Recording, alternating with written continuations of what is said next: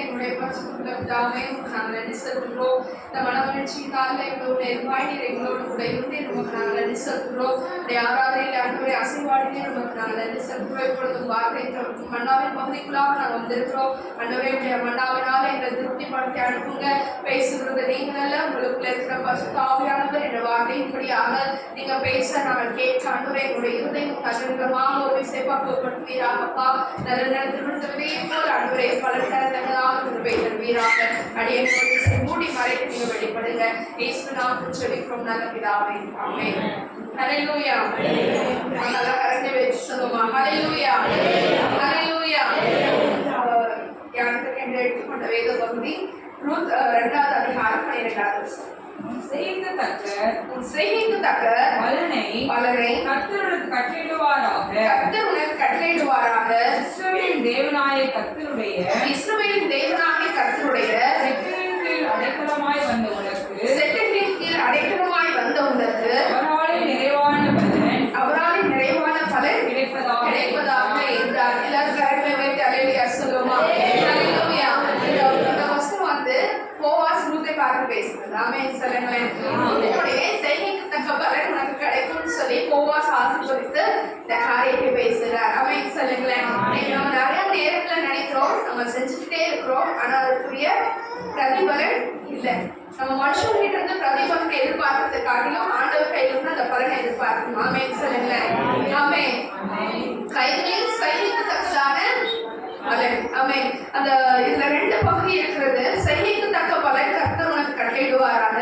2வது பகுதி கர்த்தருடைய செட்டைகளின் கீழ் அடைக்கலமாய் வந்த உனக்கு அவராலே நிறைவான பலன் கிடைப்பதாக. ஆமென் சொல்லுங்களேன். அப்ப இந்த 2 காரியங்கள் இந்த ரூத் வந்து அவருடைய செய்கை பார்த்தீங்கன்னா அவருடைய வாழ்க்கையை ஒரு கேள்விக்குறியா இருக்குது. ஆனா மாமியார் கூட என்ன பண்ணிட்டாங்க, வந்துட்டாங்க. அவளுக்கு இன்னொரு சகோதரி இருந்தாங்க. அவங்க என் பேர் என்ன, ஓர்பால் வந்து அவருடைய காரியத்தை பார்த்து மாமியாருக்கு முத்தம் செய்து அடுத்து அவருடைய நாட்டுக்கு திரும்பி போயிட்டான். ஆனா இந்த ரூத் என்ன சொன்னா, உம்முடைய தேவன் தான் என்னுடைய தேவன், உம்முடைய ஜனங்கள் என்னுடைய ஜனங்கள் அப்படின்னு சொல்லி அந்த மாமியார் விடாம என்ன பண்ணியிருக்கிறான். அவருடைய வயதுல என்ன பண்ணல, அவளும் இன்னொரு திருமணத்தை செஞ்சுட்டு போயிருக்கலாம். ஆனா அவருடைய செய்கை அவருடைய மாமியாருக்கு என்ன பண்ணணும், ஏன்னா மாமியாருக்கும் இவ போயிட்டான்னா யாரும் கிடையாது. அப்ப என்ன பண்றா, தன் மாமிக்கு ஏற்ற மாதிரி என்ன பண்றா, அவருடைய கைகளின் செய்கை இருந்தது. ஆமென் சொல்லுங்களேன். அப்போ இந்த நாட்டுல பல காரியங்களை யோசிப்போம், இது போவாஸ் சொன்னது. ஆனா அந்த ரூத் ஏதாவது எதிர்பார்த்தாங்கன்னா ஒண்ணுமே கிடையாது. நீங்க வருகிற இடத்துல நானும் மடிச்சு போவேன்னு சொல்லி வந்தா. இந்த புது தேசத்துக்கு போனே மாமியார் நமக்கு ஒரு வாழ்க்கை அமைச்சு கொடுப்பாங்கன்னா எதிர்பார்த்து வரேன். அவருடைய எண்ணங்கள் என்ன, நான் உங்களோட இருப்பேன், நான் உங்க கூட தான் இருப்பேன். ஆனா அந்த செய்கை யார் பார்த்து கொண்டிருக்கிறாங்க, கர்த்தர் பார்த்து கொண்டிருக்கிறார். ஆமென் சொல்லுங்களேன். அவ கூட நினைச்சிருக்க மாட்டா இந்த தேசத்துல ஆண்டவர் என்னுடைய வாழ்க்கையை கட்டுவிப்பார் என்று நினைச்சிருக்க மாட்டா. ஆனா ஆண்டவர் என்ன பண்ணாரு, கட்டுவித்தார். ஆமென் சொல்லுங்களேன். அப்போ இடிக்கப்பட்ட வாழ்க்கை. ஆமென். அந்த ரூத்தருடைய வாழ்க்கை என்னது, ஒரு இடிக்கப்பட்ட வாழ்க்கை தான். ஆனா போவாச வந்து திருமணம் செய்வான்னு அவர் நினைச்சது இல்ல. நம்முடைய இயேசு கிறிஸ்து அவருடைய வம்சாவளியில வருவாருன்னு அவர் நினைச்சிருக்க மாட்டா. ஆமென் சொல்லுங்களேன். அப்படியாக ஆண்டவர் என்ன பண்றாரு, அவளுடைய செய்கைக்கு தக்க பலனை அவனுக்கு கட்டளையிடுவேன்னு போவாஸ் ஆசீர்வதிச்சாரு. அந்த பலனை கொடுத்ததில்ல ஆண்டவர். ஆமென் சொல்லுங்களேன். அப்படியாக கைகளின் செய்கைக்கு தக்க பலனை என்ன பண்றாரு. இன்னைக்கு நம்ம நினைக்கலாம், நான் என்ன பண்றேன், நிறைய பேருக்கு நிறைய சொல்லவும் செய்வாங்க, நான் உங்களுக்கு அதை செஞ்சேன் இதை செஞ்சேன். ஆனா அவங்க என்ன பண்ணிட்டாங்க, மறந்து நம்ம ஏதோ சொல்லி காமிக்க கூடாது. ஆமென் சொல்லுங்களேன். நம்ம பிரதிபலன் இல்லாம தான் செய்யணும். நம்மளுடைய செயல்கள் எப்படி இருக்கணும், அவங்க திருப்பி நமக்கு செய்வாங்கன்னு சொல்லி நம்ம செய்யக்கூடாது. என்ன செய்யணும், நம்ம எதை செஞ்சாலும் அதை ஆண்டவர் பார்த்து கொண்டே இருக்கிறார். நீங்க நல்லதை செஞ்சாலும் ஆண்டவர் பார்த்துட்டு இருக்காரு, நீங்க கெட்டதை செஞ்சாலும் ஆண்டவர் பார்த்துட்டு இருக்காரு. நீங்க நல்லதை நினைச்சாலும் ஆண்டவருக்கு என்ன தெரியும். நீங்க பொறாமையா நினைச்சீங்கன்னா அதுவும் ஆண்டவருக்கு தெரியும். ஆமென் சொல்லுங்களேன். எடுத்து வாசிப்போம். சங்கீதம் 33வது அதிகாரம் 13வது வசனம் 15வது வசனம். 33:13. கர்த்தர் வானத்திலிருந்து நோக்கி பார்த்து எல்லா மனுபுத்திரரையும் காண்கிறார். அவருடைய இருதயங்களை எல்லாம் அவர் உருவாக்கி அவர்கள் செய்கைகளை எல்லாம் கவனித்திருக்கிறார். ஆமென் சொல்லுங்களேன். அவர் என்ன பண்றாரு, வானத்திலிருந்து எல்லா மனுபுத்திரரையும் கண்ணோக்கி பார்த்துட்டு இருக்காரு. நம்மளுடைய இருதயத்தை உருவாக்கினதும் அவர் தான். நம்ம செஞ்சுட்டு இருக்கிறத என்ன பண்ணிட்டு இருக்காராம், வாசிங்களேன். அவருடைய செய்திகளை எல்லாம் கவனித்திருக்கிறார். நம்ம செய்திகளை எல்லாம் என்ன பண்றாரு? கவனித்திருக்கிறார். நம்ம என்ன செஞ்சுக்கிட்டு இருக்கோங்கிறத என்ன பண்றாரு? பார்த்துட்டு இருக்காரு. நம்ம செய்யறத மட்டும் பார்க்கல, இருதயத்தின் நினைவுலையும் அவர் பார்க்கிறாரு. ஆமென் சொல்லுங்களேன். அது நம்மளுடைய இருதயத்தை ஆராய்ந்து அறிகிறவர் அவர். அதனாலதான் ஆண்டவர் சொல்றாரு, என்ன செய்யணும் வெளிப்படுத்தின விஷயத்துல சொல்லியிருப்பாரு. என்ன சொல்லியிருப்பாரு? பரிசுத்தமாகவன் இன்னும் பரிசுத்தமாகணும். வெளிப்படுத்தின விசேஷம் 21வது அதிகாரம் 11வது வசனம். 22வது அதிகாரம் 11, 12. அநியாயம் செய்கிறவன் இன்னும் அநியாயம் செய்யட்டும். அசுத்தமாய் இருக்கிறவன் இன்னும் அசுத்தமாய் இருக்கட்டும். நீதி உள்ளவன் இன்னும் நீதி செய்யட்டும். பரிசுத்தம் உள்ளவன் இன்னும் பரிசுத்தமாகட்டும். இதோ சீக்கிரமாய் வருகிறேன். அவனவனுடைய கிரியைகளின்படி அவனவனுக்கு நான் அளிக்கும் பலன் என்னோட கூட வருகிறது. எல்லாம் கரண்ட் வைத்து அல்லேலூயா சொல்லலாம். அல்லேலூயா. நம்ம செய்யறதுக்கு ஏற்ற கிரியைகளின் பலன் எங்க வருது? அவர் வரும் நாளிலே வரும். ஆமென் சொல்லுங்க. அவர் வரும் நாளிலே நம்முடைய கரமசை கூப்பிடுகிற ஆவியானவர் அன்னைக்கு நம்மளுடைய பலன் தெரியும். ஆமென் சொல்லுங்களேன். நீங்க கெட்டது செஞ்சீங்கன்னா அவர் வரும் நாளில் அதுக்குரிய பலன் தெரியும். நீங்க நல்லது அதான் ஆண்டவர் அழகா சொல்றாரு. அநியாயம் செய்யறவன் இன்னும் செய்யட்டும், பரிசுத்தமா இருக்கிறவன் இன்னும் பரிசுத்தமாகட்டும், நீதி செய்கிறவன் இன்னும் நீதி செய்யட்டும். அப்ப நம்ம செய்யக்கூடிய கிரியைகளின் பலன் எப்போ வரும்? கர்த்தருடைய நாளிலே. ஆமென் சொல்லுங்களேன். அவருடைய வருகை நாளுக்கு காத்திருக்கிற நாம எப்படி இருக்கிறோம்? நான் பரிசுத்தராய் இருக்கிறது போல நீங்களும் பரிசுத்தராய் இருக்கணும். நம்மளுடைய செய்தியில பரிசுத்தம் இருக்கணும், நம்மளுடைய நடக்கையில பரிசுத்தம் இருக்கணும், நம்மளுடைய பேச்சுல பரிசுத்தம் இருக்கணும். விளையாட்டு கூட என்ன பண்ணக்கூடாது? தேவையில்லாத காரியங்களை பேசக்கூடாது. ஆமென் சொல்லுங்களேன். ஆதியாகமம் 4வது அதிகாரம் 7வது வசனத்தை எடுத்து வாசிப்போமா? ஆதியாகமம் 4:7. நீ நன்மை செய்தால் மேன்மை இல்லையோ? நன்மை செய்யாதிருந்தால் பாவம் வாசற்படியில் படுத்திருக்கும். ஆமென் சொல்லுங்களேன். இப்ப இந்த இடத்துல எல்லாரும் தெரிந்த சம்பவம் தான். காயின் ஆபேலை கொலை செய்துட்டான். அப்ப அவனுக்கு இருந்தது என்ன? பொறாமை. அதனால அவனுடைய செய்கை எப்படி இருக்கிறது? கோபம் வருது. தீமையான காரியங்களை செய்கிறான். ஆண்டவர் சொல்றார், நீ நன்மை செஞ்சீங்கன்னா உனக்கு மேன்மை இல்லையோ? நம்ம நன்மை செய்தாதான் மேன்மை. ஆமென் சொல்லுங்களேன். நீதிமொழிகள் 3வது அதிகாரம் 27வது வசனத்தை எடுத்து வாசிப்போமா? நீதிமொழிகள் 3:27. நன்மை செய்யும்படி உனக்கு திராணி இருக்கும்போது அதை செய்யத்தக்கவர்களுக்கு நமக்கு திராணி இருக்கும். அப்ப என்ன பண்ணிடணும்? செய்யணும்.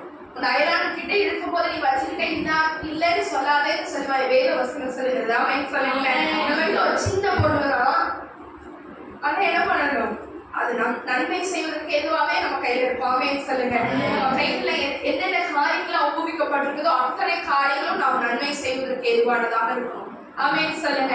நன்மை செய்யும்படி உனக்கு திராணி இருக்கும்போது அதை செய்யத்தக்கவர்களுக்கு செய்யாமல் இராதே. நீங்க செய்யலைன்னா ஆண்டவர் பார்த்துட்டு இருப்பார். ஆமென் சொல்லுங்களேன். நீங்க செய்யல அப்படின்னு ஆண்டவர் பார்த்து கொண்டே இருப்பார். அதுக்கு கணக்கு கேட்பார். ஆமென் ஆமென் சொல்லுங்க. அப்ப நமக்கு திராணி இருக்கும்போது அதை என்ன பண்ணணும்? செஞ்சிடணும். உங்களுக்கு தெரியும், ஒரு ஆண்டவர் ஒரு உணவை கொடுப்பார், அவங்களுக்கு உதவி செய்யணும்னு சொல்லுவார். அப்பொழுது என்ன பண்ணணும்? உதவி செய்யணும். எனக்கு அளவாகவே நான் சாப்பாடு வச்சுக்கேன் நீங்க சொல்லக்கூடாது. நீங்க அதை கொடுத்துட்டு மறுபடியும் சமைச்சுக்கலாம். ஆமென். அப்படி என்ன பண்ணணும்? நம்ம அப்படி நன்மை செய்யணும்னா என்ன இருக்கும்? ஆதியாகமத்துல ஆண்டவர் அழகா சொல்றாரு, நீ நன்மை செய்யாதிருந்தால் பாவம் வாசல்படியிடப்படுத்திருக்கும். சின்ன விஷயம் தானே அப்படின்னு நம்ம நினைக்கலாம். சுயநலமா யோசிக்கிறதுக்காக ஆண்டவர் நம்மளை படைக்கல. ஆமென் சொல்லுங்களேன். அப்போஸ்தலர் 10:38 அழகான ஒரு வசனம். தசனாயனாகிய இயேசுவை தேவன் பரிசுத்த ஆவியினாலும் வல்லமையினாலும் அபிஷேகம் பண்ணினார். தேவன் அவரோடு கூட இருந்தபடியினாலே அவர் நன்மை செய்கிறவராயும் பிசாசின் வல்லமையில் ஆகப்பட்ட யாவரையும் குணமாக்குகிறவராயும் சுற்றி திரிந்தார். அப்ப அவர் இந்த உலக நாட்டில் இருந்த போது என்ன பண்றாரு? நன்மை செய்கிறவராய் சுற்றி திரிந்தார். ஆமென் சொல்லுங்க. ஆமென். அவர் நமக்கு முன்பாது. நம்மளுக்கு எப்போ ரோல் மாடல் யாரு? சொல்லுங்களேன். இயேசு கிறிஸ்து தான் நம்மளுடைய ரோல் மாடல். ஆமென் சொல்லுங்க. அவர் நன்மை செய்கிறவராய் சுற்றி திரிந்தார். அதே ஆவியானவர் இன்னைக்கு நம்மளோடும் கூட தங்கி இருக்கிறார். ஆமென் சொல்லுங்க. அப்ப நாம எப்படிப்பட்டவர்களாய் இருக்கணும்? நன்மை செய்கிற செய்கிறவர்களாய் இருக்கணும். நம்ம நன்மை செய்யவில்லை என்றால் சொல்லுங்க, வாய்ப்பு சொல்லுங்க, பாவம் வாசப்படியில படுத்து ஆண்டவர் எதிர்பார்க்கிறது என்னது? என் பிள்ளைகளை நான் உருவாக்கியிருக்கேன், படைச்சிருக்கேன், அவங்களுக்கு வேண்டிய காரியங்களை நான் செஞ்சிருக்கேன், அவங்க நன்மை செய்யறாங்களா அப்படின்னு சொல்லி என்ன பண்றாரு? வானத்துல இருந்து உற்று நோக்கி பார்த்து கொண்டிருக்கிறார். நம்ம நன்மை செய்கிறவர்களா இருக்கணும். இயேசு கிறிஸ்துவின் மாதிரியை பின்பற்றுகிற நாம அவரை போலவே எப்படி இருக்கணும்? நன்மை செய்யணும். ஆமென் சொல்லுங்க. அப்பதான் நம்ம செய்திக்கு தக்கதான பலன் நம்ம கூட என்ன பண்ணும்? அவர் வரும் பொழுது நமக்கு வரும். ரூத்துக்கு சொல்லப்பட்டது போல ஒரு எக்ஸாம்பிள் வேதத்துல எடுத்துக்கொள்ளலாம். நம்ம யோனத்தானும் தாவீதும் நல்ல சிநேகிதர்கள். எல்லாருக்கும் இந்த சம்பவம் தெரியும் நினைக்கிறேன். யோனத்தான் யாரு? சவுலினுடைய மகன், ஒரு ராஜாவோட பையன். தாவீது யாரு? ஆடு மேய்க்கிறது. ஆமென் சொல்லுங்களேன். தாவீது ஆடு மேய்க்கிறது. இந்த யோனத்தானும் தாவீது எப்படிப்பட்டவர்களாக இருந்தார்கள்? 1 சாமுவேல் 19வது அதிகாரம் 1வது வசனம். 1 சாமுவேல் 19:1. அவன் சவுலோடே பேசி முடிந்த பின்பு யோனத்தானுடைய ஆத்துமா தாவீதின் ஆத்துமாவோடே ஒன்றாய் இசைந்திருந்தது. யோனத்தான் அவனை தன் உயிரை போல சிநேகித்தான். அவனை எப்படி சிநேகித்தான்? உயிரை போல சிநேகித்தான். அவனுடைய ஆத்துமாக்கள் எப்படி இருந்தது? ஒன்றாய் இசைந்திருந்தது. ஆமென் சொல்லுங்க. அப்படி இருக்கும்போது ஒன்றாய் இசைந்திருந்த போது யோனத்தானுக்கு தெரியும் அடுத்த ராஜாவாக போறது யாரு? தாவீது. ஆனா ராஜாவோட வாழ்க்கையில எப்படி இருக்கும்? ஒரு ராஜாவுக்கு அடுத்து அடுத்த ராஜா வருவாங்க. கரெக்டா? ராஜாவோட பையனுக்கு அவன் தான் இளவரசன். இளவரசனுக்கு தெரியும் அப்பா இறந்துட்டாங்கன்னா நான் தான் ராஜா. ஆனா இந்த யோனத்தானுக்கு என்ன தெரியும்? தாவீது தான் ராஜா. அப்ப அவன் சொந்த சகோதரனுக்குள்ள பொறாம வந்துச்சு, காயினுக்குள்ள ஒரு பொறாம வந்தது. ஆனா இந்த யோனத்தானுக்கு என்ன வரல? பொறாம வரல. தன் சொந்த உயிரை போல என்ன பண்ணினாராம்? சிநேகித்தார். அவனுக்கு தெரியுது சவுல் என்ன பண்றாரு.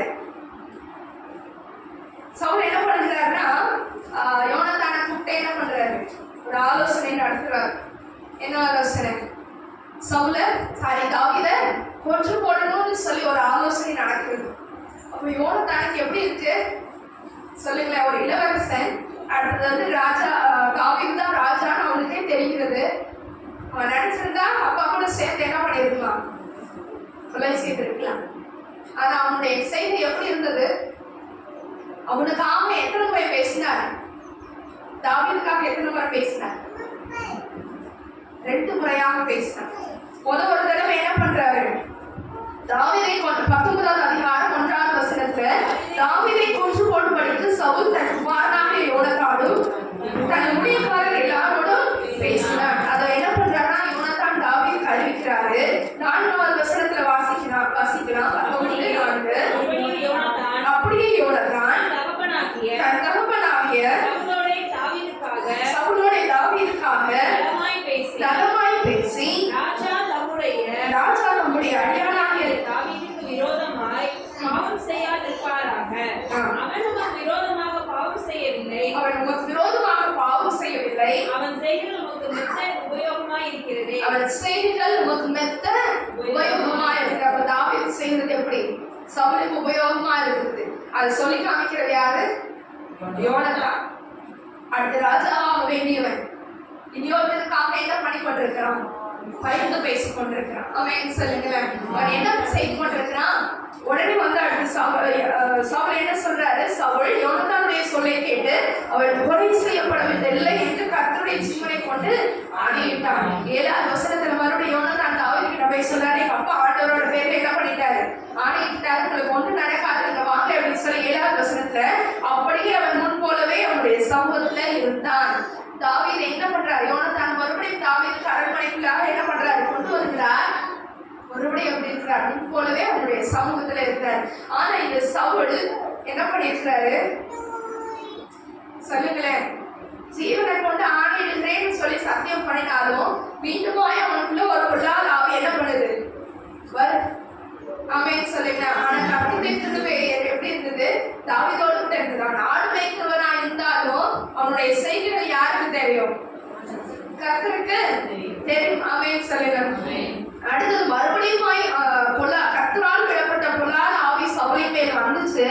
அப்ப என்ன பண்றான்? தாவீத கொலைப்படியாய் தேடுகிறான். அவன் அதுல இருந்து தப்பிச்சு போயிட்டான். அடுத்த வீட்டுல என்ன பண்றான்? மீகாலும் சவுலுடைய ஒரு குமாரன். அவனு என்ன பண்றான்? தாவீதுக்கு ஒரு உதவி செய்யறான். அப்ப மறுபடியும் தாவீது என்ன பண்றாரு? யோனத்தான் கிட்ட, எங்க அப்பா என்ன பண்றாரு? உங்க அப்பா என்ன கொலை செய்யறதுக்கு என்ன தேடுறாரே, நான் என்ன பாவம் பண்ணேன் அப்படின்னு சொல்லி கேட்கிறாரு. யோனத்தான் சொல்றாரு, எங்க அப்பா சின்ன விஷயமோ பெரிய விஷயமோ ஒரு காரியமே என்கிட்ட என்ன பண்ண மாட்டாரு, மறைக்க மாட்டாரு அப்படின்னு சொல்லிட்டு, சரி ஓகே கண்டுபிடிக்கலாம் அப்படின்னு சொல்லி ஒரு காரியங்களை டெஸ்ட் பண்றாங்க. அப்ப சவுலுக்கு வந்த கோபம் பாத்தீங்கன்னா 20:30 அப்பொழுது சவுல் யோனத்தான் மேல் கோபம் உண்டவனாகி அவனை பார்த்து, ரெண்டகவும் மாறுபாடு உள்ளவளே மகனே, நீ உனக்கு வெட்கமாகவும் உன் தாயின் மானத்துக்கு வெட்கமாகவும் ஈசாயின் மகனை தோழனாக தெரிந்து கொண்டிருக்கிறதே நான் அறியேனோ. எப்படி சொல்றாரு பாருங்களேன். ரொம்ப மோசமா திட்டாரு. நீ அவனை போய் ஃப்ரெண்டா வச்சிருக்கியா, அது எனக்கு தெரியாதா, அதனாலதான் நான் என்ன பண்ணல உன்னை சொல்லாம இந்த காரியத்தை செய்கிறேன். அடுத்தது என்ன சொல்றாரு? ஈசாயின் மகன் பூமியின் மேல் உயிரோடு இருக்கும் நால்வரும் நீயானாலும் உன் ராஜ்யமானாலும் நிலைப்படுவதில்லை. இப்பொழுதே அவனை அழைப்பித்து என்னிடத்தில் கொண்டு வா, அவன் சாக வேண்டும். ஈசாயின் மகன் வந்து உயிரோடு இருந்தா நீயும் என்ன பண்ண மாட்ட, அரசனாக மாட்ட, ஒரு ராஜ்யபாரம் இருக்காது. சவுலுடைய ஆசை என்ன வந்துருச்சு? சவுலுக்கு என்ன ஆசை? எல்லாருக்குமே அந்த ஆசை இருக்கும் இல்லையா? என் பையன் என்ன பண்ணணும், ராஜா. அதே ஆசைதான் சவுலுக்குள்ள. நீ அவனை ஃப்ரெண்டா வச்சிருந்த, அவன் உயிரோடு இருந்தான் அப்படின்னா நீ என்ன ஆக மாட்டேன், ராஜா ஆக மாட்டேன். தாவீது ராஜா ஆகணும் அப்படிங்கிறது கர்த்தருடைய சித்தம். ஆனா இந்த சவுல் தன்னுடைய சொந்த முயற்சியில என்ன செய்யறார்? அவனை கொண்டுட்டா நம்ம பையன் என்ன பண்ணிடலாம், ராஜாவாயிடலாம். அவர் கையின் செய்திகளை பார்க்கிறான். ஆமென் சொல்லுங்களேன். யோனத்தானுடைய செய்திகளையும் பார்க்கிறார். இந்த தடவை என்ன பண்றாரு? யோனத்தான் சொல்றாரு, தாவீதுகிட்ட வந்து அடையாளங்களை பேசி என்ன பண்றாரு? எங்க அப்பா நிஜமாலுமே உன்னை கொல்ல பாக்குறாரு. ஒரு உடன்படிக்கை செய்கிறாரு. 20:30 வாசிப்போம். 30-31. அப்பொழுது சவுல் யோனத்தான் மேல் கோபம் கொண்டவனாகி அவனை பார்த்து, ரெண்டகமும் மாறுபாடு உள்ளவனின் மகனே, நீ உனக்கு வெட்கமாகவும் உன் தாயின் மானத்திற்கு வெட்கமாகவும் ஈசாயின் மகனை தோழனாக தெரிந்து கொண்டிருக்கிறதை நான் அறியேனோ. 42 வாசிப்போமா? அப்பொழுது யோனத்தான் தாவீதை நோக்கி, நீ சமாதானத்திலே போ, கர்த்தர் என்றைக்கும் எனக்கும் உமக்கும் என் சந்ததிக்கும் உமது சந்ததிக்கும் நடுவிற்கும் சாட்சி என்று சொல்லி கர்த்தருடைய நாமத்தை கொண்டு நாம் இருவரும் ஆணையிட்டுக் கொண்டதை நினைத்துக் கொள்ளும் என்றான். அவர்கள் இருவரும் என்ன பண்ணணும்? நீங்க சமாதானத்தோட போன சரி என்ன பண்றாரு? தாவீதை வழி அனுப்பி வைக்கிறார். இவர்கள் 2 பேருக்குள்ளே ஒரு உடன்படிக்கை உண்டு. என்ன உடன்படிக்கை? நான் உயிரோட வரைக்கும் என்ன பண்ணணும், நீங்க என்ன உயிரோட தான் வச்சிருக்கணும். ஏன்னா தாவீது என்ன பண்ணிடுவாரு? தாவீது ராஜா ஆகணும்னா கண்டிப்பா இளவரசர் என்ன பண்ணணும், ஒன்றாதான் நடக்கும். நான் உயிரோடு இருக்கிற வரைக்கும் நான் உயிரோடு இருக்கணும் அப்படின்னு சொல்லி ஏற்கனவே உடன்படிக்கை பண்ணியிருப்பாங்க. இந்த இடத்துல என்ன பண்றாரு? நினைச்சுக்கோங்க அப்படின்னு சொல்லி. இவர் செய்த இந்த செய்திகளுக்கான பலன் எப்பொழுது தெரியுமா? 2 சாமுவேல் 9 1 2 சாமுவேல் 9:1. யோனத்தான் நிமித்தம் எல்லா தயவு பெறத்தக்கவர் எவனாவது சவுலின் வீட்டாரில் இன்னும் மீதியாய் இருக்கிறவன் உண்டா என்று தாவீது கேட்டான். அப்ப யார் நிமித்தமாய் வந்து சவுலின் வீட்டாருக்கு தயவு கிடைக்கிறது? யோனத்தான் நிமித்தம். ஆமென் சொல்லுங்களேன். யோனத்தான் செய்த இந்த செய்தி நிமித்தமா அந்த நாட்டுல அரசர்லாம் வந்து என்ன ஆயிட்டாங்க? சவுல் இறந்து போயிட்டான், யோனத்தான் இறந்து போயிட்டான். ஆனா இந்த தாவீது என்ன பண்றாரு? இன்னும் அந்த குடும்பத்துல யாராவது மீதியா இருக்கிறாங்களா? யோனத்தான் எனக்கு செய்தது பெரிய காரியம், என் ஜீவனை தப்பு விட்டது பெரிய காரியம். அவன் செய்த செய்கை நிமித்தமா அவனுக்கு யார் வந்தாங்க? முடவனான அவனுடைய மகன் மேவிபோசேத். 7 வாசிப்போமா? 2 சாமுவேல் 9 6-7. சவுலின் குமாரனாகிய யோனத்தானின் மகன் மேவிபோசேத் தாவீதிடத்தில் வந்தபோது முகங்குப்புறம் விழுந்து வணங்கினான். அப்பொழுது தாவீது, மேவிபோசேத்தே என்றான். அவன் இதோ அடியேன் என்றான். தாவீது அவனை பார்த்து, நீ பயப்படாதே, உன் தகப்பனாகிய யோனத்தான் நிமித்தம் நான் நிச்சயமாய் உனக்கு தயை செய்து உன் தகப்பனாகிய சவுலின் நிலங்களை எல்லாம் உனக்கு திரும்ப கொடுப்பேன். நீ என் பங்கையும் நித்தம் அப்பவும் புசிப்பார். அப்ப மேவி போசேத் இப்ப வந்து ஒரு ராஜா பரம்பரை கிடையாது. ராஜாவோட பரம்பரை என்ன? ராஜாவோட குடும்பம் கிடையாது. ஏன்னா ராஜாவோட குடும்பம் மொத்தமா அழிஞ்சு போச்சு. ஆனா இங்க வந்து தாவீது அவருக்கு என்ன செய்தார்? தயவு செய்தார். ஆமென் சொல்லுங்களேன். யோனத்தானுடைய செய்கை நிமித்தமாய் வந்தது. ஆமென். ஒருவேளை யோனத்தான் வந்து அந்த தாவீதுக்கு தயவு செய்யவில்லை என்றால் அவனுடைய குடும்பம் மொத்தமா அழிக்கப்பட்டிருக்கும். வேற ஒருத்தவங்க ராஜாவா வந்திருப்பாங்க. இந்த மேவி போசேத்தை யாரும் என்ன பண்ணிருக்க மாட்டாங்க, கண்டுகொண்டிருக்க மாட்டாங்க. அவன் ஒரு உழவர். அவன் நித்தமும் எந்த இடத்துல பந்தி புசிப்பான்? இப்போ நித்தமும் எந்த பந்தியில அப்போ புசிப்பான்? நீ என் பந்தியில நித்தமும் அப்போ புசிப்பா. ராஜ பந்தியில யார் இருக்கிறாங்க? மேவி போசேத். ஒருவேளை அவனுடைய தகப்பனார் ராஜாவா இல்லாம இருந்தாலும் அந்த ராஜாவுடைய இடத்துல என்ன பண்றாரு? தயை செய்கிறார். தாவீது என்ன பண்ணுகிறார்? தயை செய்கிறார். கர்த்தரால் உண்டான தயை. ஆமென் சொல்லுங்களேன். அப்ப யோனத்தான் வந்து நன்மை செய்வதற்கு அவனுக்கு என்ன இருந்தது? பிராணி இருந்தது. நன்மை செய்யாமல் போகவும் அவனுக்கு பிராணி இருந்தது. ஆமென் சொல்லுங்களேன். நன்மை செய்ததுனால அவனுக்கு மேன்மை கிடைச்சது. நன்மை செய்யல அப்படின்னா பாவம் அவன் வாசற்படியில படுத்திருக்கும். ஆமென். பாவம் வாசற்படியில படுத்திருந்தா பிள்ளைங்களுக்கு என்ன கிடைக்கும்? சாபம் பின்தொடர்ந்து இருக்கும். ஆனா பிள்ளைகளை போஷிப்பதற்காக ஆண்டவர் இன்னொரு ராஜாவை ஏற்படுத்தினார். ஆமென். சவுலை விட்டு ஆண்டவர் விலகி விட்டார். கண்டிப்பா அந்த ராஜ்யபாரம் என்ன ஆகாது? நிலை பெறார். யோனத்தானுக்கு அது தெரியும். ஆமென் சொல்லுங்களேன். கண்டிப்பா தாவீது ராஜா ஆவான்னு தெரியும். அவன் சொந்த முயற்சி எடுக்கல. அவனுக்கு நன்மை செய்யும்படியான ஒரு பிராணி கிடைச்ச போது என்ன பண்ணினார்? அதை செய்தார். நம்மளுக்கு வாய்ப்பு ஆண்டவர் என்ன பண்ணுவார்? உருவாக்கி தருவார். நம்ம மற்றவர்களுக்கு நன்மை செய்யும்படியான வாய்ப்புகளை ஆண்டவர் என்ன பண்ணுவாரு? உருவாக்கி தருவார். அதை சரியாய் பயன்படுத்தணும், ஜாக்கிரதையாய் பயன்படுத்தணும். ஆமென் சொல்லுங்களேன். அது பல நேரங்கள் நம்மளை அறியாம என்ன பண்ணிருக்கோம்? தேவதூதர்களையும் போஷிக்கணும். ஆமென் சொல்லுங்களேன். நீங்க யாராவது கஷ்டப்படுறவங்களை பார்க்கும்போது உங்களுடைய இருதயத்துல ஒரு ஏவுதல் உண்டாகும். ஆண்டவர் பேசுவார். ஆமென் சொல்லுங்களேன். உங்களால முடிஞ்ச நன்மையை செய்யலாம். கண்டிப்பா என்ன பண்ணுங்க? செஞ்சிருங்க. ஆண்டவர் எனக்கு லேட் ஆகுது, நான் ஆஃபீஸ் போயிட்டு வரேன், அந்த இடத்துல அவங்க இருக்க மாட்டாங்க. ஆமென். நன்மை செய்யும்படி உனக்கு பிராணி இருக்கும்போது அதை செய்யத்தக்கவர்களுக்கு செய்யாமல் இராதே. உன் செய்கைக்கு தக்க பலன் வேணும்னா நம்ம நன்மை செய்யும். ஆமென் சொல்லுங்களேன். அடுத்து என்ன செய்கை வேணும்? எடுத்து வாசிக்கலாம். சங்கீதம் 18:24. ஆகையால் கர்த்தர் என் நீதிக்கும் உம்முடைய கண்களுக்கு முன்னில் இருக்கிற என் கைகளின் சத்தத்துக்கும் தக்கதாக எனக்கு பலனளித்தார். கைகளின் சுத்தத்திற்கும் தக்கதாக எனக்கு பலனளித்தார். ஆமென் சொல்லுங்களேன். முதலாவது என்ன பண்ணணும்? நம்மளுடைய செய்கைக்கு தக்க பலன்னா முதல்ல என்ன செய்யணும்? நம்ம என்ன செய்கை செய்யணும்? நன்மை செய்யும்படி நமக்கு பிராணி இருக்கும்போது அதை கண்டிப்பா செய்யணும். ரெண்டாவது காரியம் ஆண்டவர் எதிர்பார்க்கிறது கைகளின் சுத்தம். ஆமென் சொல்லுங்களேன். நம்மளுடைய கைகளின் சுத்தத்திற்கு தக்க பலன். ஆமென் சொல்லுங்க. நம்மளுடைய கைகள் என்ன வேணும்? எல்லாம் கையில தூக்கி சொல்லுங்க. என் கையில என்ன வேணும்? சுத்தம் வேணும். ஆமென் சொல்லுங்களேன். அவர் பரிசுத்தம் உள்ள தேவன். பரிசுத்தத்தை எதிர்பார்க்கிறார். கைகள் என்ன வேணும்? அப்ப நம்ம செய்கிற வேலைகள் என்ன வேணும்? சுத்தம் வேணும். ஆமென். நம்ம என்ன வேலை செஞ்சாலும் சரி, வியாபாரம் செய்கிறவர்களா இருந்தாலும் சரி, தொழில் செய்கிறவர்களா இருந்தாலும் சரி, பிள்ளைகளை வளர்க்கிறவர்களா இருந்தாலும் சரி, என்னவா இருந்தாலும் உங்கள் கைகளுக்கு என்ன ஆண்டவர் ஒப்பு கொடுத்துக்கிறாரோ, நீங்க வாழ்க்கையா உங்களுடைய கைகள் ஆண்டவர் என்ன காரியங்களை எல்லாம் ஒப்பு கொடுத்துக்கிறாரோ அந்த காரியங்களை எல்லாம் ஆண்டவர் என்ன எதிர்பார்க்கிறார்? சுத்தத்தை எதிர்பார்க்கிறார். ஆமென். நீதிமொழிகள் அழகான வசனம். கள்ளத்திராசு நீதிமொழிகள் 11:1 என்ன சொல்லுகிறது? கள்ளத்திராசு. அவன் ஒருவேளை வியாபாரம் செய்கிறவர்களா இருந்தோம்னா நம்மளுடைய கை எப்படி இருக்கணும்?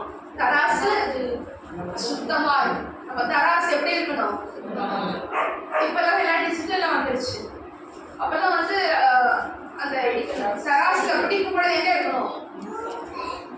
அந்த பிடிக்கிற விதத்திலேயே என்ன பண்ணணும்? கொஞ்சம் அவங்களால என்ன பண்ண முடியுமா? சீட்டிங் பண்ண முடியும். ஆனா ஆண்டவர் எதிர்பார்க்கிறது கள்ள தராசு இல்லை. ஆமென். நம்மளோட தராசு நல்ல தராசா இருக்கணும். நம்ம பிள்ளைகளை வளர்க்கிற பெற்றோரா இருந்ததுன்னா நம்ம 2 பிள்ளைகளும் ஒரே மாதிரி தான் பார்க்கணும். ஆமென் சொல்லுங்களேன். ஆண்டவர் எதிர்பார்க்கிறது கள்ள தராசா இல்லை. கள்ள தராசு கர்த்தருக்கு 60 மீகா 6:11 எடுத்து வாசிப்போமா? மீகா தீர்க்கதரிசன புஸ்தகம் 6வது அதிகாரம் 11வது வசனம். கள்ளத்தராசும் கள்ள படிக்கற்கள் உள்ள பையும் இருக்கும்போது அவர்களை சுத்தமுள்ளவர்கள் என்று எது வேணும்? ஆமென் சொல்லுங்க.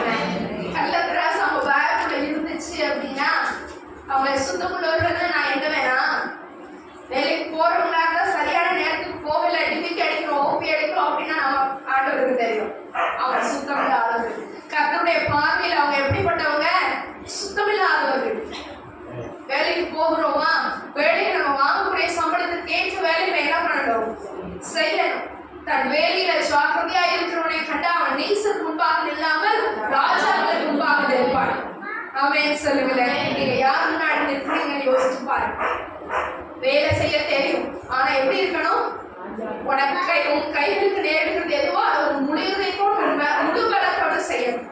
ஆமென் சொல்லுங்களேன். வேலைக்கு போகலாம் அல்லது டெய்லி வேஜஸ்க்கு போகலாம், எந்த வேலையா இருந்தாலும் செய்யலாம். வியாபாரம் செய்யலாம். வியாபாரம் செய்யும் பொழுது ஆளை பார்த்து என்ன பண்ணக்கூடாது? ரேட்டை சொல்லக்கூடாது. கத்தருக்கு 60 பாடம். வேலைக்கு போற நீங்க அவங்க செய்யணும்னு சொல்லி தப்பிச்சு போகவே கூடாது. உங்களோட உங்களுக்கு தெரியும்னா என்ன பண்ணணும்? தெரியும் சொல்லணும். ஆமென். பல இடத்துல தெரியும்னு சொல்லிட்டா நம்மள ஏன் செய்ய வச்சுருவாங்கன்னு சொல்லி என்ன பண்றது இல்லை. அப்படி இருக்கக்கூடாது. ஆண்டவர் அதை எதிர்பார்க்கல. ஆமென் சொல்லுங்களேன். நம்ம எல்லா காலத்துமே கொடுத்துருக்கிறாருன்னா அதை எல்லா இடத்துலயும் பிரதிபலிக்க. ஆமென் சொல்லுங்களேன். உங்களை கொண்டு நீங்க எந்த இடத்துல வேலை செய்கிறோம் அந்த வேலை ஸ்தலத்தை என்ன பண்ணணும்? ஆசீர்வதிக்கணும். ஆமென் சொல்லுங்க. அப்ப நம்மளுடைய வேலைகள் எப்படி இருக்கணும்? சுத்தமா இருக்கணும். நம்ம கையை நீட்டி சம்பளம் வாங்குறோம் அப்படின்னா அந்த கைகளின் சுத்தம் ஆண்டவர் பார்த்து கொண்டிருக்கிறார். ஆமென் சொல்லுங்களேன். அதான் அழகான வசனம் 18:24 சங்கீதம் 18:24 கைகளின் சுத்தத்திற்கு தக்கதான பலன். ஆமென். கைகளின் சுத்தத்திற்கு தக்கதான பலன் தான். ஆமென் சொல்லுங்களேன். உங்களுக்கு தெரியும் இந்த வேலைக்கு இவ்வளவு சம்பளம் கேட்கறது நியாயமானு உங்களுக்கு தெரியும். ஒவ்வொருத்தருக்கிட்டே ஒவ்வொரு ரேட் பேசக்கூடாது. ஆமென் சொல்லுங்களேன். நம்ம வேலை ஸ்தலத்துல எப்படி இருக்கணும்? சரியான, அதாவது கொஞ்சம் லேட்டா போய்க்கலாம், சீக்கிரம் ஓடி வந்துடலாம் நினைக்க கூடாது.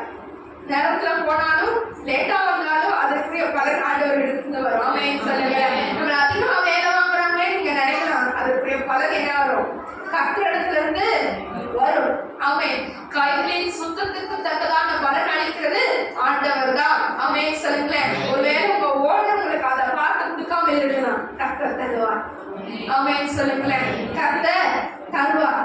ஒருவேளை நான் இவ்வளவு லாபம் வச்சு விற்கல அப்படின்னா எனக்கு என்ன கிடைக்காது? வராது, எனக்கு வருமானம் வராது, அதனால நான் அதிகமா வைக்கிறேன் அப்படின்னு சொல்லலாம். கர்த்தர் பார்த்து கொண்டே இருக்கிறார். ஆமென் சொல்லுங்களேன். உங்களுக்கு அனுதினமும் படி அளக்கிறவர் யாரு? கர்த்தர். அவர் வானத்துல இருந்து பார்த்து கொண்டே இருக்கிறார். திமிங்கலங்களுக்கு அவர் ஆகாரம் கொடுக்கறதுல கவனமா இருக்கும் போது நம்மளை போஷிப்பதற்கு அவர் வல்லமை உள்ளவர். அவர் எதிர்பார்க்க ஒன்னே ஒண்ணுதான், என் பிள்ளை கைகளில் சுத்தம் இருக்கிறதா, என்னுடைய மகனுடைய கைகளில் சுத்தம் இருக்கிறதா. ஆண்டவர் உங்களை நம்பி ஒரு நல்ல அரசாங்க வேலையை கொடுக்கலாம். ஆண்டவர் உங்களை நம்பிதான் ஒரு தொழிலை கொடுக்கலாம். லஞ்சம் வாங்கக்கூடாது. ஆமென் சொல்லுங்களேன்.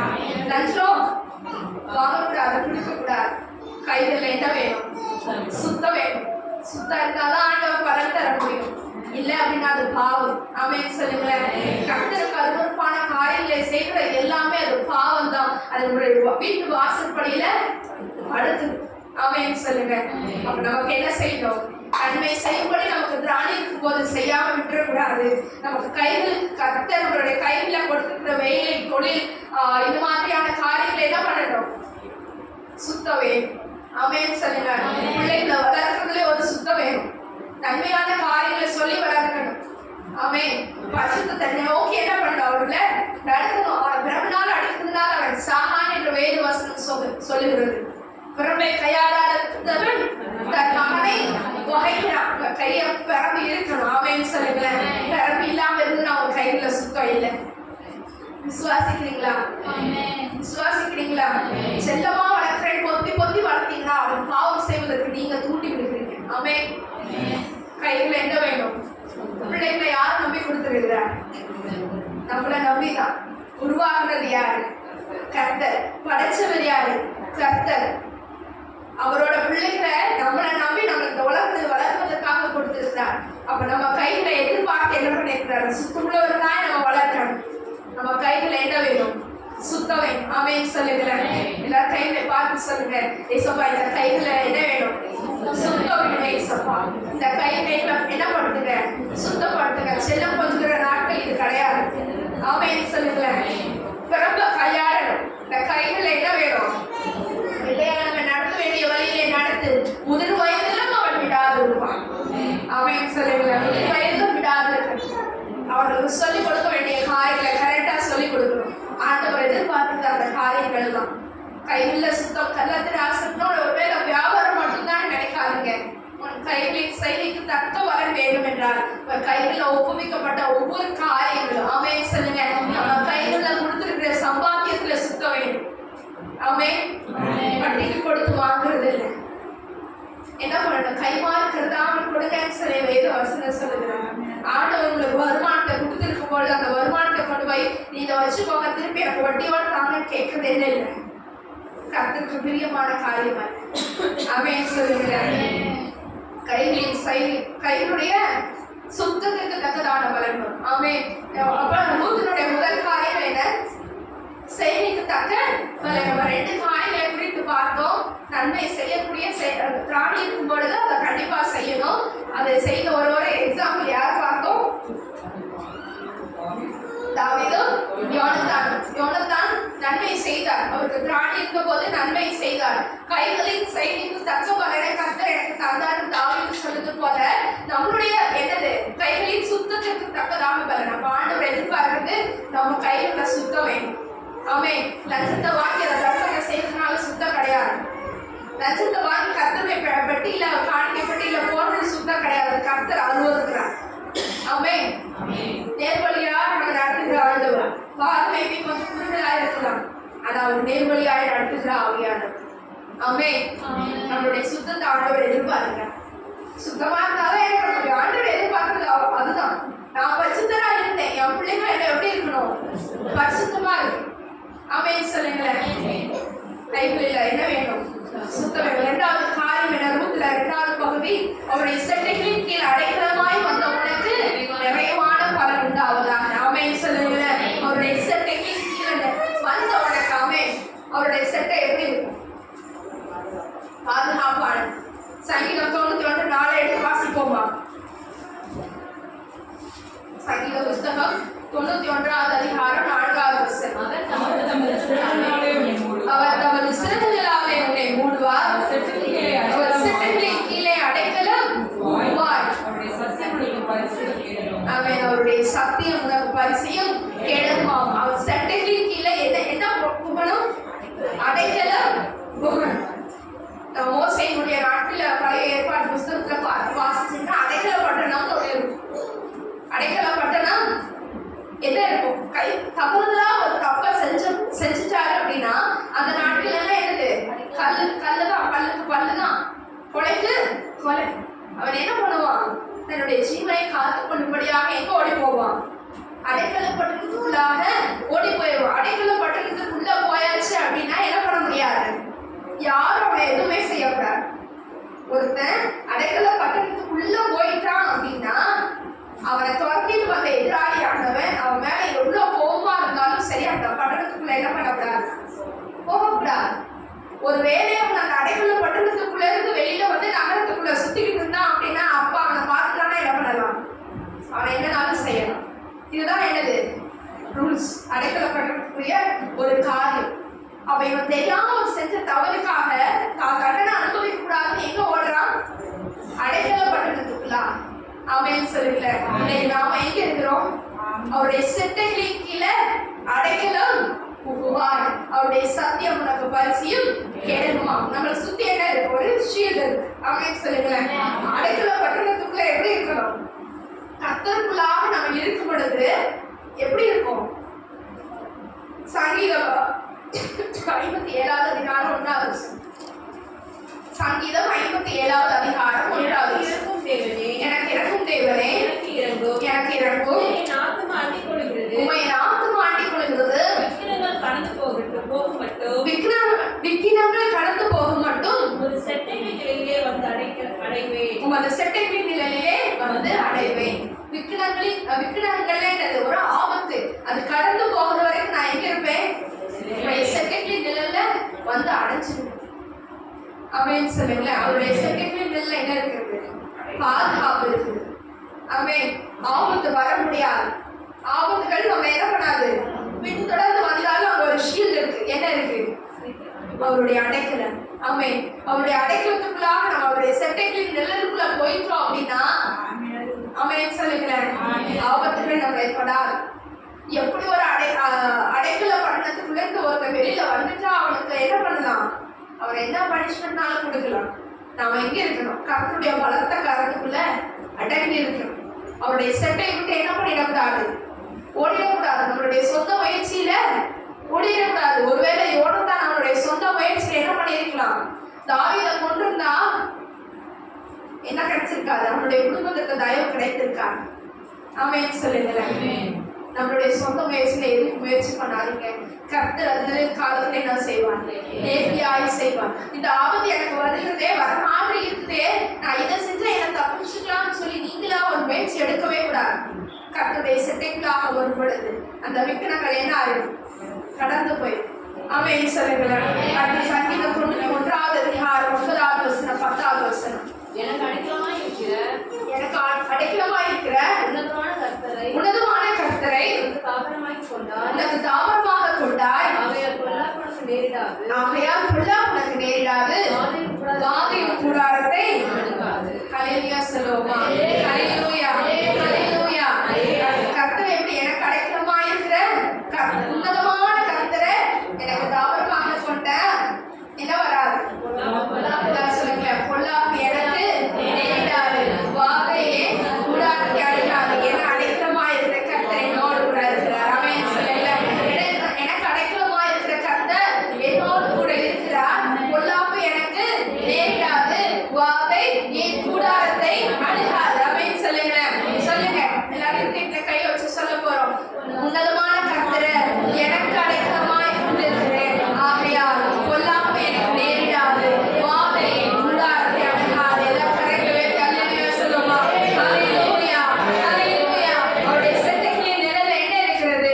பாதுகாப்பு இருக்கிறது. பொல்லாப்பு என்ன பண்ண முடியாது? தொட முடியாது. வாதை கூடாரத்தை அணுகவே அணுகாது. ஏன்னா அவருடைய செட்டைகளின் கீழே நம்ம இருக்கிறோம். ஆமென் சொல்லுங்க. ஆமென் சொல்லுங்க. அவருடைய செட்டைகளின் நிழல்ல இருக்கிற நம்மளுடைய கால்கள் அந்நிய காரியங்களுக்கு போகுமா? போகாது. அந்நிய கிரியைகளுக்கு முன்பதாக நிற்குமா? நிற்காது. கர்த்தர் கருவப்பான இடங்கள்ல நம்மளுடைய கால்கள் இருக்காது. ஆமென் சொல்லுங்க. ஏன்னா நம்ம கர்த்தருடைய செட்டைகளின் நிழல்ல வந்திருக்கிறோம். ஆமென். அவருடைய செட்டைகளின் நிழல்ல நம்ம இருக்கிறோம். அவர் தமது சிறகுகளாலே உன்னை மூடுவார். கோழியினுடைய காரியங்கள் எல்லாருக்கும் தெரியும். கரெக்டா? கோழி குஞ்சுக்கு ஒரு ஆபத்து அப்படின்னா என்ன பண்ணுவாங்க? கோழி ஒரு மாதிரி சவுண்ட் விடும். அது கோழி குஞ்சுகள் எல்லாரும் அண்டர்ஸ்டாண்ட் பண்ணுவாங்க. ஆமென். கோழி வந்து அது கோழியே குட்டியா தான் இருக்கும். ஆனா அதுக்குள்ள அந்த செட்டைகளுக்குள்ள என்ன இருக்கும்? அத்தனை கோழி குஞ்சுகளையும் வச்சிருக்கும். 10 குஞ்சு வச்சிருந்தாலும் 10 எங்கதான் இருக்கும்? அதோட செட்டைகளுக்குள்ளாக இருக்கும். கழுகு வேகமா பறந்து வரலாம், அல்லது ஏதாவது ஒண்ணு வந்து அதை பின்தொடர்ந்து இந்த கோழி குஞ்சு பிடிக்கிறதுக்காக வரலாம். ஆனா இந்த சத்தத்தை கேட்டு அதோட செட்டைகளுக்குள்ள வந்தா பாதுகாப்பு. இல்லைன்னா அந்த கோழி குஞ்சுக்கு பாதுகாப்பு இருக்கா? நாயே கத்தி பார்க்கவே ஒரு கோழி குஞ்சு, இந்த தாய் கோழி என்ன செய்யும்? பாதுகாப்பு. அது கத்துற நாய் வராது, ஒண்ணு வராது. ஆமென் சொல்லுங்க. தாய் கோழி கத்தும் பொழுது எதுவுமே என்ன பண்ண முடியாது. அந்த கோழி குஞ்சுகளை தொட முடியாது. ஆமென் சொல்லுங்க. ஒரு கதை இப்படியா இருந்தது. எங்கேயோ வந்து ஒரு நல்லா தீப்படிச்சு எரிஞ்சிருச்சான். அந்த கோழி என்ன ஆயிடுச்சு? செத்து போயிடுச்சு. அந்த கோழி எடுத்து தூக்கி வீசலான்னு பார்க்கும்போது அந்த செட்டைகளுக்குள்ள என்ன இருந்தது? குஞ்சுகள் பாதுகாப்பா இருந்துச்சான். ஆமென் சொல்லுங்களேன். ஜீவனை கொடுத்து நம்மளை வாழ வைக்கிற ஆண்டவர் அவருடைய செட்டைகளின் நிழல்ல நம்மளை எப்படி வச்சிருக்கிறார்? பத்திரமா வச்சிருக்கிறார். ஆமென் சொல்லுங்களேன். நம்ம எப்படி வச்சிருக்கிறார்? என்னை பத்திரமா வச்சிருக்கிறார். ஆமென் சொல்லுங்களேன். நீங்க என்னை துக்கப்படுத்தாதபடிக்கு ஆண்டவர் என்னை பத்திரமாய் வைத்திருக்கிறார். ஆமென் சொல்லுங்களேன். என்னைக்கோ அழிந்து போக வேண்டிய நம்மளை பிசாசு எவனை விழுங்கலாமோ என்று கெச்சித்து சுத்தி கொண்டிருந்த நேரத்துல அவனுடைய கைகளை அகப்பட்டு விடாதபடிக்கு அவருடைய செட்டைகளின் நிழல்ல நம்மளை பத்திரமா வைத்திருக்கிறார். ஆமென் சொல்லுங்களேன். என்னை உங்களை ஆண்டவர் பத்திரமா வச்சிருக்கிறார். அவருடைய செட்டைகளின் நிழல்ல என்ன இருக்கிறது? 8 வாசிக்கிறோம். 4வது அதிகாரம் 2வது வசனம். ஆனாலும் என் நாமத்துக்கு பயந்திருக்கிற உங்கள் மேல் நீதியின் சூரியன் உதிக்கும். அதன் செட்டைகளின் கீழ் ஆரோக்கியம் இருக்கும். அதன் செட்டைகளின் கீழ் என்ன இருக்கும்? ஆரோக்கியம் இருக்கும். ஆமென் சொல்லுங்களேன். அது முன்னாடி அழகா வசனம் இருக்குது. ஆனாலும் என் நாமத்திற்கு பயந்திருக்கிற உங்கள் மேல். ஆமென். என்ன வேணும்? கர்த்தருடைய நாமத்துக்கு பயப்படுகிற பயம் வேணும். துணிகரமான பாவங்களே என்னை ஆட்கொள்ள ஒட்டாதும் என்று சங்கீதக்காரன் சொன்னார். நமக்கு என்ன வேணும்? கர்த்தருக்கு பயப்படுகிற பயமே இல்லை. இந்த காரியத்தை செய்த ஆண்டவருக்கு பிடிக்குமா? இந்த செய்கை கர்த்தருக்கு பிரியமானதா இருக்குமா? இந்த செய்கை கர்த்தரின் பார்வைக்கு சுத்தமானதா இருக்கு? நம்ம பார்வைக்கு சுத்தமாதான் இருக்கும். நிறைய காரியங்கள் பாருங்க, என் நினைவுகள் உன் நினைவுகள் அல்ல. நம்ம பார்வைக்கு ஒருவேளை அது சுத்தமா இருக்கலாம், நம்மளை நாமளே என்ன பண்ணிக்கலாம், நான் செய்யறது கரெக்ட் நியாயப்படுத்தி இருக்கலாம். கர்த்தருடைய பார்வையில அது ஒரு பாய் இருந்ததுன்னா அது ஆண்டவருக்கு பிடிக்காது. ஆமென் சொல்லுங்களேன். அவருடைய நாமத்துக்கு பயந்து இருக்கணும். வேதத்துல அழகா சொல்லப்பட்டிருக்குது, எதை செய்யணும் எதை செய்யக்கூடாதுன்னு அழகா தெளிவா சொல்லப்பட்டிருக்குது. கர்த்தருடைய நாமத்துக்கு பயந்து இருக்கிற நம்ம மேல நீதியின் சூரியன் உதிக்கும். ஆமென் சொல்லுங்களேன். நீதியின் சூரியன் யாரு? கர்த்தரை நீதியின் சூரியன். இந்த சூரியன் கிடையாது, நீதியின் சூரியன் ஆண்டவராகிய இயேசு கிறிஸ்து. ஆமென் சொல்லுங்களேன். கர்த்தரை நமக்கு நித்திய வெளிச்சமா இருப்பார். நீதியின் சூரியன் யார் மேல உதிக்கும்? நம்ம மேல. என் மேல நீதியின் சூரியன் உதிக்கும். கர்த்தருக்கு பயப்படுகிற பயத்தை ஆண்டவர் என்ன பண்ணிருக்கிறாரு? நமக்கு தந்திருக்கிறார். ஆமென் சொல்லுங்க. கர்த்தருக்கு பயப்படுகிற ஆனாலும் என் நாமத்துக்கு பயந்துக்கிற உங்கள் மேல் என் மேல என்ன உதிக்கும்? நீதியின் சூரியன் உதிக்கும். அதன் சட்டையின் கீழே ஆரோக்கியம் இருக்கும். ஆமென் சொல்லுங்களேன். அவருடைய சட்டையின் கீழே ஆரோக்கியம் இருக்கும். வாதையும் கூடாக்கி அணுகாதுன்னு சொன்னது காரணம் என்ன தெரியுமா? அவருடைய சட்டைகளுக்கு கீழே ஆரோக்கியம். ஆமென் சொல்லுங்க. அவருடைய சட்டைகளின் நிழலில் நம்ம வந்திருக்கிற நம்மளுக்கு ஆரோக்கியம் இருக்கு. ஆமென். ஏசாயா 60:20 எடுத்து வாசிப்போமா? உன் சூரியன் இனி அஸ்தமிப்பதும் இல்லை, உன் சந்திரன் மறைவதும் இல்லை. கர்த்தரே நித்திய வெளிச்சமாயிருப்பார். உனக்கு நித்திய வெளிச்சமாயிருப்பார்.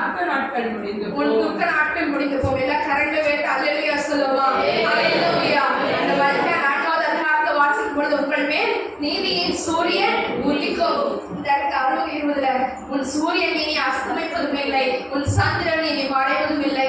கர்த்தரே உனக்கு நித்திய வெளிச்சமாயிருப்பார். உன் துக்க நாட்கள் முடிந்து போகும். ஆமென் சொல்லுங்களேன். உன் துக்க நாட்கள் முடிந்து போகும். வியாதி குறித்து துக்கமா? கண்டிப்பா ஆண்டவர் என்ன பண்ணுவார்? முடித்து வைப்பார். ஆமென் சொல்லுங்களேன். உன் சூரியன் இனி அஸ்தமிப்பதும் இல்லை, உன் சந்திரன் இனி மறைவதும் இல்லை. கர்த்தரே உனக்கு நித்திய வெளிச்சமாயிருப்பார். ஆமென் சொல்லுங்களேன். கர்த்தரே எனக்கு நித்திய வெளிச்சமாயிருப்பார். என் துக்க நாட்கள் முடிந்து போகும். எல்லாம் உற்சாகமா சொல்லுங்க. கர்த்தரே எனக்கு நித்திய வெளிச்சமாயிருப்பார். அவருடைய நாமத்துக்கு பயந்துக்க என் மேல நீதியின் சூரியன் உதிக்கும். அவருடைய செட்டையின் கீழே ஆரோக்கியம் இருக்கும். ஆமென். என் துக்க நாட்கள் முடிந்து போகும். ஆமென். அல்லேலூயா. அவருடைய செட்டைகளின் நிழல்ல வந்திருக்கிற நம்மளை பார்த்து ஆண்டவர் சொல்லுகிறார். என்ன சொல்றார்? உன் துக்க நாட்கள் முடிந்து போகும். ஆனா ஆண்டவர் எதிர்பார்க்கிறது என்ன? நான் செட்டைக்குள்ள வந்துட்டேன் அப்படின்னு சொல்லிட்டு என்ன பண்ணக்கூடாது? நீங்க தவறான காரியத்தை செஞ்சீங்கன்னா அது அவருடைய அடைக்கல பட்டணத்துக்குள்ள வெளியில வருவதற்கு சமம். ஆமென் சொல்லுங்களேன். கர்த்தருக்கு பயப்படுகிற பயம் வேணும். நம்மளுடைய கைக்குள்ள சுத்தம் வேணும். நம்மளுடைய நன்மை செய்யக்கூடிய காரியங்களை சரியாய் நன்மை செய்யலன்னா ஆண்டவர் கணக்கு கேட்பார். அவர் வரும் நாளிலே நம்ம செய்கிற செய்திக்கு தக்கதான பலன் அவரோடு கூட வருகிறது. ஆமென் சொல்லுங்களேன். ரூத்தினுடைய காரியங்களை எடுத்து பார்க்கும் பொழுது நமக்கு தெரிகிறது. என்ன தெரிஞ்சது சொல்லுங்களேன். எடுத்து வாசிப்போம். ரூத் 2வது அதிகாரம் 12வது வசனம். உன் செய்திக்கு தக்க பலனை கர்த்தர் உனக்கு கட்டளையிடுவாராக. இஸ்ரவேலின் தேவனாகிய கர்த்தருடைய சட்டையின் கீழ் அடைக்கலமாய் வந்த உனக்கு அவராலே நிறைவான பலன் உண்டாயிருப்பதாக. ஆமென் சொல்லுங்கள். கர்த்தராலே நிறைவான பலன் வேணும். மனுஷன்கிட்ட எதிர்பார்க்கிறீங்களா? ஆண்டவர்கிட்ட எதிர்பார்க்கிறீங்களா? கர்த்தரிடத்துல என்ன பண்ணணும்? எதிர்பார்க்கணும். ஆமென் சொல்லுங்க. நான் இதை செஞ்சேன் அதை செஞ்சேன், அந்த மனுஷங்க அதை மறந்துட்டாங்க, நம்ம பேசவே கூடாது. நம்ம எங்க இருக்கிறோம்? அவருடைய சட்டைகளுக்குள்ளாக இருக்கிறோம். பேசுறது ஆண்டவர் விரும்ப மாட்டார். ஆமென் சொல்லுங்களேன். நம்ம செய்யறத சொல்லி காமிக்கிறதையும் ஆண்டவர் என்ன பண்ண மாட்டார்? விரும்ப மாட்டார். நிறைவான பலன் வேணும்னா அவருடைய சட்டைகளுக்குள்ளாக எப்படி இருக்கணும்? அவருடைய பலத்த கரத்துக்குள்ள ஏற்ற காலத்துல உயர்த்தும்படிக்கு அவருடைய பலத்த கரத்துக்குள்ள அடங்கி இருப்பேன். நம்ம எப்படி இருக்கணும்? அடங்கி இருக்கணும். அடைக்கல படத்துக்குள்ள போனோம்னா அங்க அமைதியா இருக்கணும். அதுல இருந்து வெளியில வந்துட்டு அவனுக்கு ஆபத்து தான், அவனுக்கு விக்கிரங்கள் தான். விக்கிரங்கள் கலந்து போகப்பட்டு உங்களுடைய சட்டை நிலையில இருப்பேன். அதுக்கப்புறம் நம்ம எப்படி வெளியே வரவே சொல்லக்கூடாது. ஆமென் சொல்லுங்க. அவருடைய சட்டைகளுக்குள்ளாக இருக்கு. அதுல ஆரோக்கியம் இருக்கிறது, அதுல பாதுகாப்பு இருக்கிறது, அதுல தெய்வீக சுகம் இருக்கிறது. பரிசையும் கெடவுமாய் இருக்கிறார் என்று சங்கீதக்காரன் சொல்கிறார். கெடவும் பரிசையும் இருக்குன்னா என்ன பண்ணாது? எதிராளி வீசுகிற அம்பு நம்மளை தாக்கவே தாக்காது. எனக்கு அடைக்கலமாய் இருக்கிற உன்னதமான கர்த்தரை